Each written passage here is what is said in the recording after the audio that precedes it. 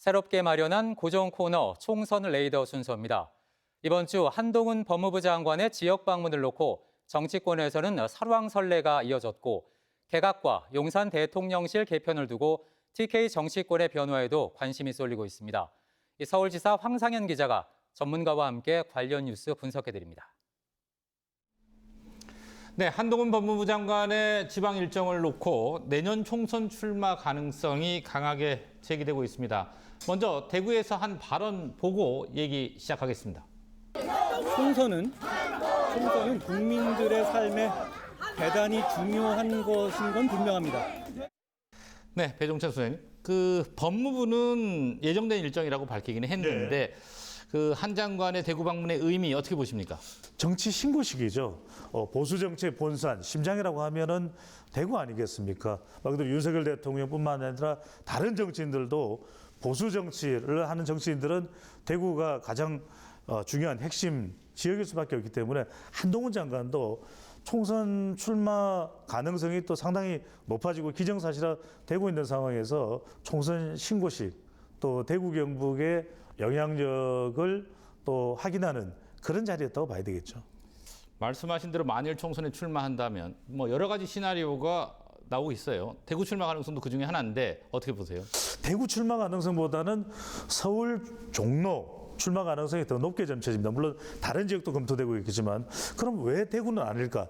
왜냐하면 지금 국민의힘은 TK보다는 오히려 수도권에서 영향력 파괴력이 더 중요하거든요. 그렇다면은 비례대표를 내서 좀 영향력이 잠식되기보다는 또는 당선될 것이 뻔한 강남 쪽에 서울 강남 쪽에 출마하기보다는 전체 선거판을 이끌 수 있는 정치 일번지의 상징성은 대구도 대구지만 종로가 더 크다고 봐야 되겠거든요. 신당 창당을 준비하고 있는 이준석 대표도 대구에 공을 들이고 있습니다. 네.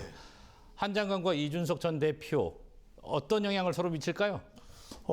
서로 경쟁자죠. 이준석 전 대표가 신당 창당 가능성이 점차 이제 높아지면서 최종적으로 어떻게 될지 모릅니다만 그렇게 된다면은 대구 경북에서도 서로 경쟁한다고 봐야 되는데 많이 궁금하신 부분은 실제로 누가 더 경쟁 우위에 있느냐.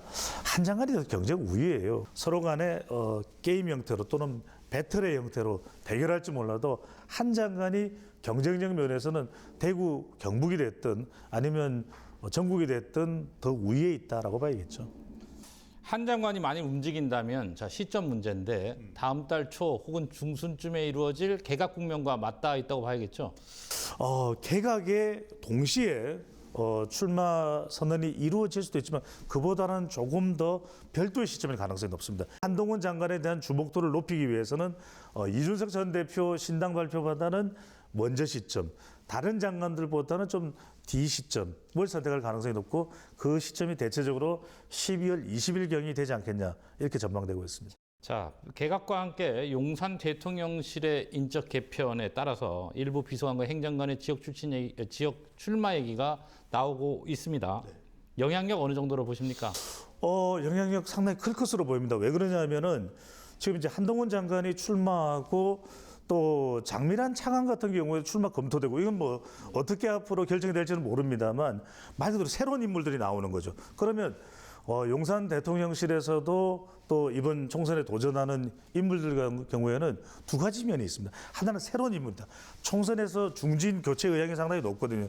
또 하나는 뭐냐면 세대 교체의 또 물결도 또 연결될 수가 있습니다. 네, 오늘은 여기까지 듣겠습니다. 나와주셔서 고맙습니다. 감사합니다.